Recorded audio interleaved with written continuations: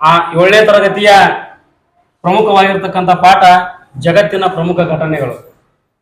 ಈ ಸುಂದರವಾಗಿರ್ತಕ್ಕಂಥ ಅಧ್ಯಾಯದಲ್ಲಿ ಮೊದಲಿಗೆ ನಾವು ಇತಿಹಾಸ ಎಂದರೇನು, ಕ್ರೈಸ್ತ ಧರ್ಮ, ಯೇಸು ಕ್ರಿಸ್ತನ ಜೀವನ ಹಾಗೂ ಯೇಸು ಕ್ರಿಸ್ತನ ಬೋಧನೆಗಳು ಹಾಗೂ ಇಸ್ಲಾಂ ಧರ್ಮದ ಬಗ್ಗೆ ನಮ್ಮ ಶಾಲಾ ವಿದ್ಯಾರ್ಥಿಗಳು ಸಂಕ್ಷಿಪ್ತವಾಗಿರ್ತಕ್ಕಂಥ ಮಾಹಿತಿಯನ್ನ ನೀಡ್ತಾ ಇದ್ದಾರೆ.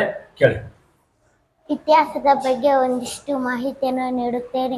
ಇತಿಹಾಸವು ಗತಕಾಲ ಸಂಗತಿಗಳನ್ನು ಕ್ರಮಬದ್ಧವಾಗಿ ಹೇಳುತ್ತದೆ. ಅದು ಮಾನವನ ಸಾಧನೆಗಳನ್ನು ತಿಳಿಸುತ್ತದೆ. ಆಗಿ ಹೋದ ಘಟನೆಗಳನ್ನು ಹೇಳುವಾಗ ಅಲ್ಲಿ 3 ಅಂಶಗಳು ಬರುತ್ತವೆ ಎಂದರೆ ಯಾವಾಗ ನಡೆಯಿತು, ಎಲ್ಲಿ ನಡೆಯಿತು, ಸಂಬಂಧಪಟ್ಟವರು ಯಾರು. ಈ ಪ್ರಶ್ನೆಗಳಿಗೆ ಉತ್ತರವಾಗಿ ಇತಿಹಾಸದಲ್ಲಿ ಇಸ್ವಿಗಳು, ಸ್ಥಳಗಳು ಹಾಗೂ ವ್ಯಕ್ತಿಗಳ ಹೆಸರುಗಳು ಬರುತ್ತವೆ. ಇಷ್ಟು ನನ್ನ ಇತಿಹಾಸದ ಮಾಹಿತಿ.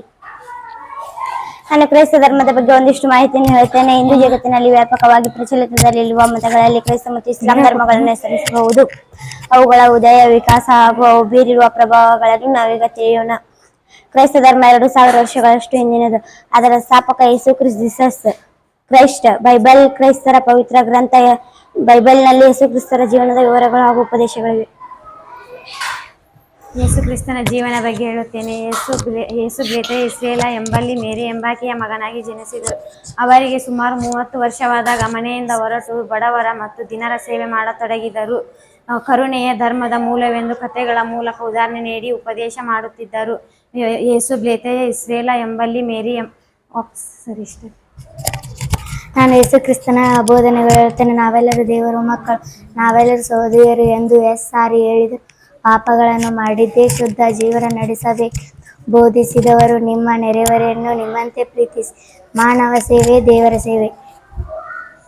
ಬೋಧನೆಗಳ ಮುಂದಿನ ಭಾಗವನ್ನು ಹೇಳುತ್ತೇನೆ. ಯೇಸು ಕಾಲವಾದ ನಂತರ ಅವರ ಬೋಧನೆಗಳನ್ನು ಅವರ 12 ಮಂದಿ ಪರಮ ಶಿಷ್ಯರು ಉತ್ಸಾಹದಿಂದ ಪ್ರಚಾರ ಮಾಡಿದರು.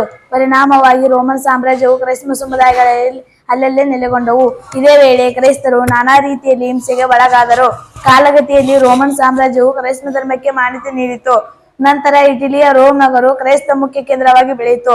ಅಲ್ಲಿನ ಪೋಪೋ ಪರಮಗುರುಗಳಾದರು ಮತ್ತು ಜಗತ್ತಿನ ಇತರ ಭಾಗಗಳಿಗೆ ಪ್ರಚಾರ ಮಾಡಿದರು. ಇಸ್ಲಾಂ ಧರ್ಮದ ಬಗ್ಗೆ ಒಂದಿಷ್ಟು ಮಾಹಿತಿ. ಮೊಹಮ್ಮದ್ ಪೈಗಂಬರು ಇಸ್ಲಾಂ ಧರ್ಮದ ಸ್ಥಾಪಕರು ಹಾಗೂ ಕೊನೆಯ ಪ್ರವಾದಿ. ಅವರು ಅರಬ್ ದೇಶದಲ್ಲಿ ಮೆಕ್ ನಗರದಲ್ಲಿ ಜನಿಸಿದ್ದರು. ಇಸ್ಲಾಂ ಪೂರ್ವದ ಅರಬ್ ದೇಶದಲ್ಲಿ ಅನೇಕ ಚಿಕ್ಕ ಪುಟ್ಟ ಪಗಡಿಗಳಿದ್ದವು. ಅವುಗಳಲ್ಲಿ ಒಗ್ಗಟ್ಟಿರಲಿಲ್ಲ. ಮೆಕ್ತಲ್ಲಿದ್ದ ಕಾಬ್ ಮಂದಿರವು ದೊಡ್ಡ ಯಂತ್ರ ಕೇಂದ್ರ ಹೊತ್ತು ಅಲ್ಲಿ ರೂಢಿಯಾಗಿತ್ತು. ಇಷ್ಟು ನನ್ನ ಮಾಹಿತಿ.